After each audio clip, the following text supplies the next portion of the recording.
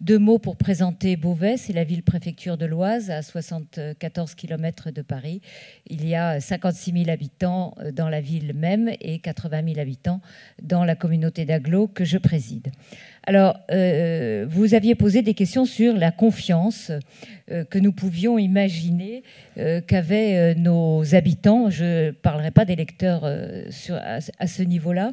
Et moi, je vais vous dire qu'en fait, c'est assez complexe. Je dirais qu'ils ont confiance, et je m'inscris totalement en adéquation avec ce qui a été dit sur votre sondage et par rapport à ce qui a été dit pendant la première table ronde. Ils ont confiance parce qu'ils savent qu'ils peuvent pousser la porte de l'élu à l'occasion de permanence, à l'occasion d'entretien, ou aller au centre communal d'action sociale. Et depuis la crise, parce que je sens aussi que depuis la crise, il y a eu un véritable revirement. Les classes moyennes, et là je voudrais préciser que je pense surtout, dans le diaporama qui a été présenté tout à l'heure, à ce que vous avez considéré comme étant les catégories modestes et moyennes inférieures. Sauf que dans l'analyse que nous avons faite dans les solutions qu'on a proposées et dont je vais vous parler, quand nous retenons un salaire médian de 1 183 € pour être très précis, par personne, quand vous voyez un foyer de 4 personnes, eh bien, les revenus de 5 274 ou 5 379 tombent dans cette analyse que nous avons faite à Beauvais de la notion de travailleur pauvre, c'est-à-dire qu'on a évolué par rapport à la notion de classe moyenne. Alors, ils ont confiance parce qu'ils viennent nous voir, alors qu'aujourd'hui, j'ai pu remarquer que, et cela, quand je vous ai donné la population de Beauvais, concerne 4 500 personnes à Beauvais, c'est-à-dire 8% de la population beauvaisienne que nous avons considérée comme étant des travailleurs pauvres à Beauvais. Ils ont un sentiment d'exclusion vis-à-vis, je dirais, du pacte social qui devait leur garantir l'égalité, la liberté, la fraternité, parce qu'ils ont le sentiment, et vous l'avez très bien dit, Monsieur Fourquet, tout à l'heure, d'avoir un sentiment d'injustice et plutôt d'impuissance face au quotidien, parce qu'ils sont en dessous des seuils qui leur permettent d'être aidés officiellement et légalement, et qu'il est difficile pour eux.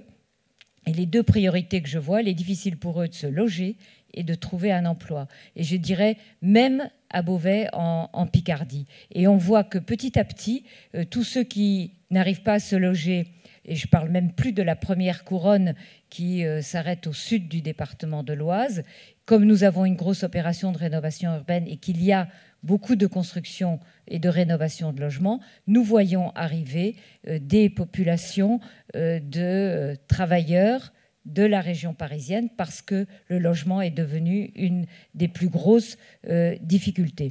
Donc leur difficulté, c'est la constitution du patrimoine immobilier, mais c'est aussi, en dehors, et je considère que ce sont des travailleurs, l'éducation de leurs enfants. Et c'est la raison pour laquelle, et c'est pour ça que je vais aller un peu plus vite, nous avons mis en place à Beauvais ce qu'on a appelé un plan d'harmonie sociale pour répondre à travers une quinzaine de projets aux difficultés de ce que nous avons appelé ces travailleurs pauvres. Et c'est la réponse, j'allais dire la conclusion que j'avais apportée au Premier ministre quand il m'avait confié une étude sur les travailleurs pauvres et les réponses d'aide sociale qu'on pouvait leur donner. Ils trouvent aussi que les impôts sont trop importants, trop élevés, et ils viennent nous voir pour avoir une aide pour les impôts. Et tout à l'heure, quand on a parlé des crédits à la consommation, franchement, c'est un des facteurs d'aggravation des difficultés financières des travailleurs pauvres, parce que le crédit à consommation, vous en connaissez les tarifs, et, enfin, j'allais dire les taux de rémunération, et il n'est pas rare, au cours de mes permanences, qu'ils viennent me dire « mais comment faire ? Nous sommes engloutis dans les crédits à la consommation ». Et quand vous avez dit tout à l'heure qu'ils en prenaient pour s'installer, même s'ils n'étaient pas propriétaires, c'est un des graves problèmes que les travailleurs pauvres ont à résoudre. Et donc, dans la quinzaine de propositions que nous avons faites. Je ne vais pas vous les détailler toutes. Il y a le microcrédit. Nous avons un accord avec le Crédit Mutuel pour le microcrédit. Il y a un fonds logement.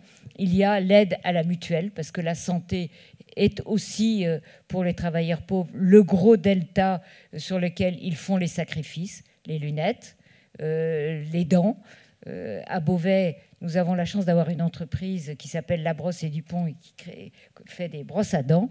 Et nous avons mis on a mis un partenariat avec eux pour aller dans les écoles primaires, apprendre aux enfants à se brosser les dents. Et ils nous expliquaient que leurs parents ne changeaient jamais les brosses à dents. Ce sont des détails, mais qui, pour la vie quotidienne et la santé, sont des handicaps majeurs. Et puis, le fonds universitaire. J'ai écouté Julie Coudry tout à l'heure. Quand des familles beauvaisiennes ne peuvent pas assumer, malgré leur salaire, les études supérieures, parce que Beauvais n'est pas une ville universitaire au sens propre du terme, il faut aller à Amiens, en Picardie. Il y a des transports, il y a forcément quelquefois du logement. Vous ne pouvez pas y aller tous les jours et revenir. Nous apportons une aide à ceux qui sont boursiers ou à ceux qui viennent nous voir pour leur permettre de réussir leurs études supérieures. Donc, ce qu'on a voulu, ce sont un certain nombre d'aides pour à la fois agir sur le quotidien de ces familles, de ces travailleurs pauvres. Et quand je vous ai parlé du barème de 1 183 € par personne dans un foyer, vous voyez que finalement, les revenus des classes moyennes rentrent très vite dans la notion de travailleurs pauvres. On a un certain nombre de dispositifs aussi pour faire face à des situations d'urgence, la maladie, le déménagement, le secours exceptionnel, et nous avons monté une épicerie du cœur qui permet aussi de les aider dans le domaine de l'alimentation, avec un partenariat aussi avec les associations caritatives. Mais c'est vrai que ces familles se sentent injustement pénalisées malgré leurs activités professionnelles par rapport, et là je reviens aussi sur ce que disait M. Fourquet, par rapport à tous ceux qui ne travaillent pas, touchent les aides et ont des vies qu'ils estiment eux-mêmes